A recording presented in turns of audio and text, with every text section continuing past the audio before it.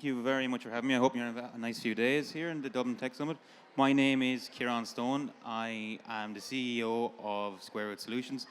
And from my time working, say, as a founder and with a lot of founders over the last decade, one of the things I've noticed is whether you're a CEO, a COO, CFO, most of your time is going to go back to simple things like problem solving.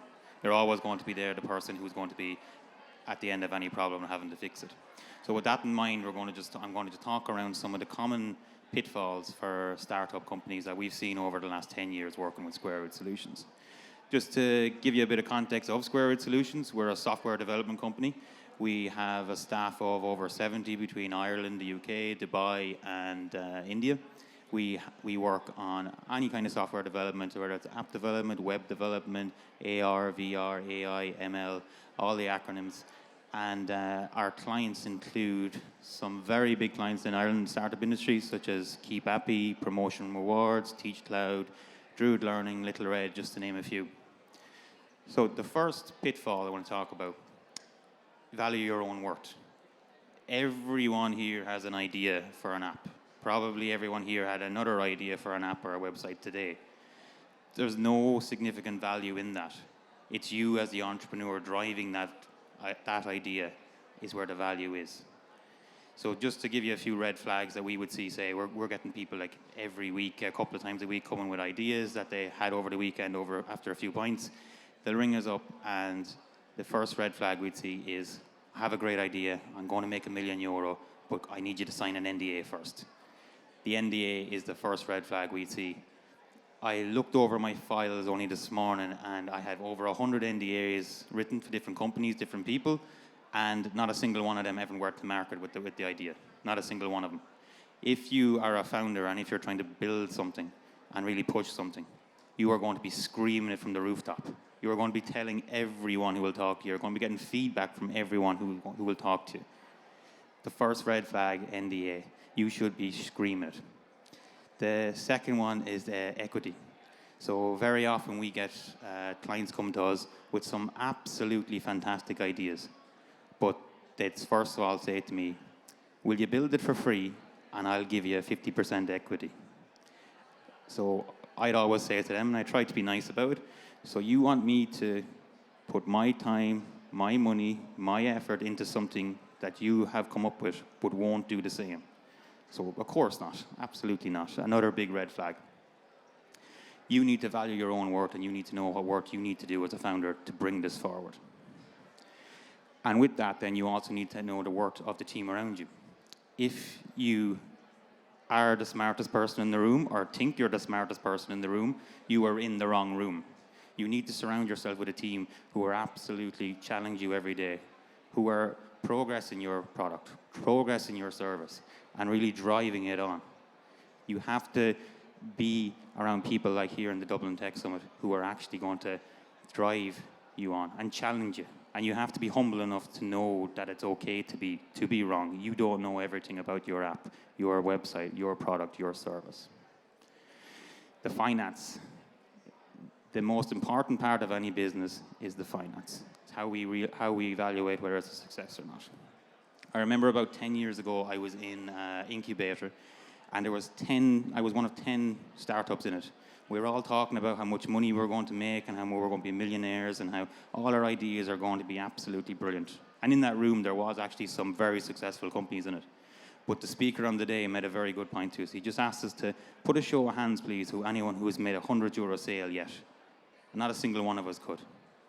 We were talking about making millions and buying yachts and all this kind of stuff. We're going to be the next big thing. But not one of us had made €100 sale. So from that, we took the lesson of make short-term goals. Your first €100, your first €1,000, your first €10,000. Set them goals and try to hit them. Celebrate them. Most importantly, celebrate them. And then move on to the next. Try break them. Not only is it more enjoyable, not only is it more realistic, but you'll actually get to your long-term goals. You're that much closer to the yacht every time you do it. Development is just a start. A very common misperception in the tech industry that once you've built it, that they will come. Absolutely not. You could have spent years of your life thinking about an idea, spent tens of thousands, if not hundreds of thousands on the idea, and spent months and months and months in development. And then once you release it into the App Store, release it onto the internet, if you assume that that's just people are going to come and start handing you money, you are not going to get anywhere. It's the equivalent of going to the start line of a marathon and expecting to win it. It's not how it happens. You have to then really get your hustle on. You've got to start working from that point. That's where the founder comes in. That's where your marketing and your sales and everything your team comes into place. And then the overheads. Don't forget the overheads. So often have we seen absolutely fantastic business plans. Business plans that are linked back to just simple things. They have a huge market for it, they're going to have a huge offering.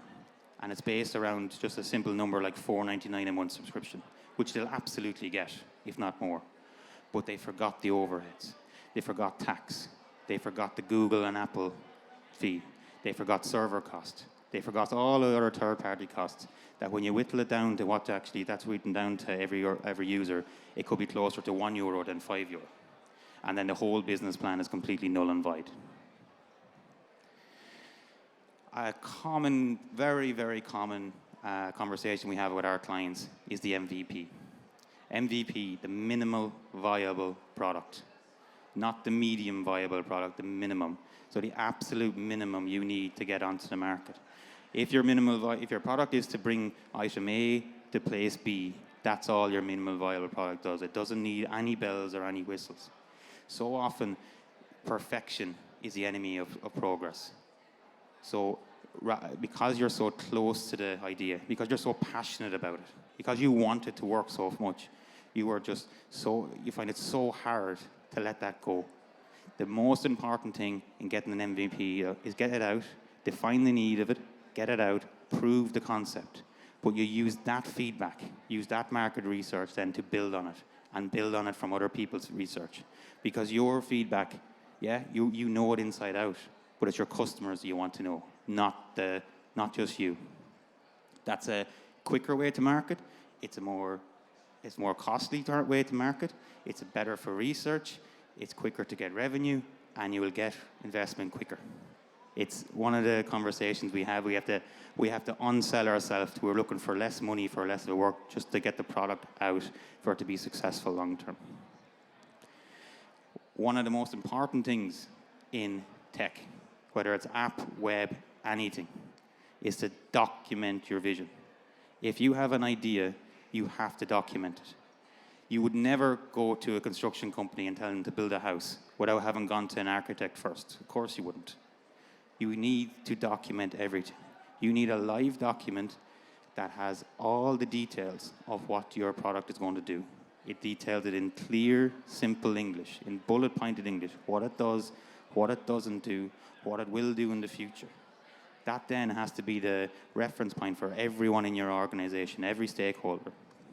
Too often projects, and this happens to us, once every fortnight or a month, someone will come to us that had a broke down relationship with their last developers because the document was never settled, it was never frozen. So just from simple assumptions from one side to the other, the whole process can fall apart through no one's fault. So it's so important at the very start you document, I want A, B, C, I don't want D, E, F, it has to work in these ways, in simple to understand English. You as the founder need to be proactive. You are the owner and you are the driver.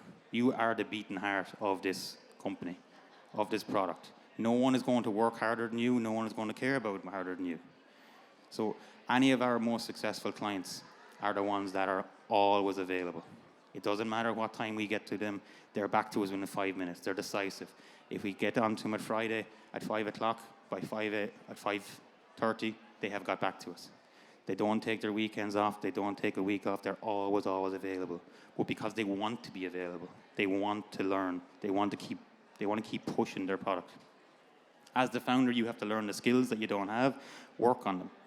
You have to research the competitors and build connections in a big way. In events like this, talk to people you wouldn't usually talk to, and get to know their opinions, get their feedback. And most importantly, talk to the people that has bad feedback to give about you. Anything negative. Might be hard to hear, but that's going to be more valuable than the people who are just saying it's great, but not actually thinking that. These are non-negotiable factors of success. If you want to be successful as a founder, you have to be the absolute driver of it. And with that, if you aren't the driver of it, how can you share that vision with your team? If you're a startup, you're only going to have a very small team. They have to see you giving it everything you have, caring about it, being passionate. That passion is then contagious. They're not just going to show up and be passionate if you're not.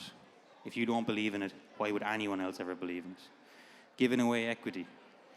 As a rule, I would always say no. Ever, no.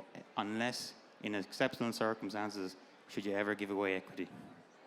Why should you? This is yours. Unless you can bring in someone who's absolutely brilliant, who can really bring it on, who can bring in money that will be life-changing for this, that will really make a difference, I would say never give away equity or never treat that the conversation lightly. Never rush to hire. The people you hire in your company, particularly in a startup, are going to be invaluable. They're going to be a huge proportion of your team. It's extremely hard for well-established companies to hire the right people. It's even harder for any startup. So get the right people. Don't rush to it. And if you can't find the right people, just wait. Or use the simple rule of thumb. Hire attitude. A skill can be taught. It's a cliche, but it's a cliche for a reason. If you get someone who's going to work hard for you and is going to get in behind you when times are tough, they're worth their weight in gold. Whereas someone might have the skills, but it's 5 o'clock, so I'll see you Monday. They're no good to you. And you got to give them the trust. You trust them, they'll trust you. And then just simply, when you're looking at anyone in value in your company, what value do they give? Money you're paying them, what are they giving you back in return?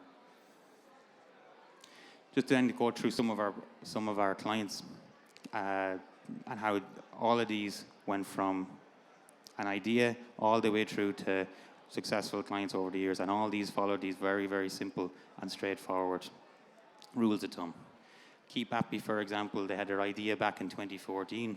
They went through, very importantly, they joined in with us in 2019, and they were one of very, very few startups in the last decade to sell out, to make their successful exit last summer and sell to a Fortune 500 company. They were driven from the start. They believed in what they were doing. They spoke to everyone. They were at every single event. They spoke to everyone knew about them. There was no door that wasn't knocked on. And they lived the dream throughout.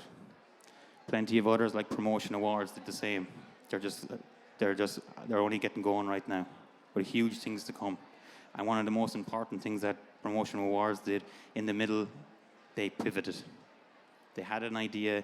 They won money they won awards and they won funding to move it forward. But then they realized their market research said this might not work. So let's pivot. And they completely changed their offerings and then started winning more awards and got more money and more funding. And now they're going strength to strength. It comes back to they are the worth. The co-founders are the worth of that company, not their original idea. And this is true for every other company, successful company we work with, whether it's Teach Cloud, Druid Learning, or Little Red. All the work they do comes back to the founder, to putting trust in their employees, to doing the simple things and simple things right, and trusting the process. And most importantly, of course, they linked in with Square Root Solutions from the start and had a great tech team with them. Thank you very much. If there's any questions, please just put them in through the...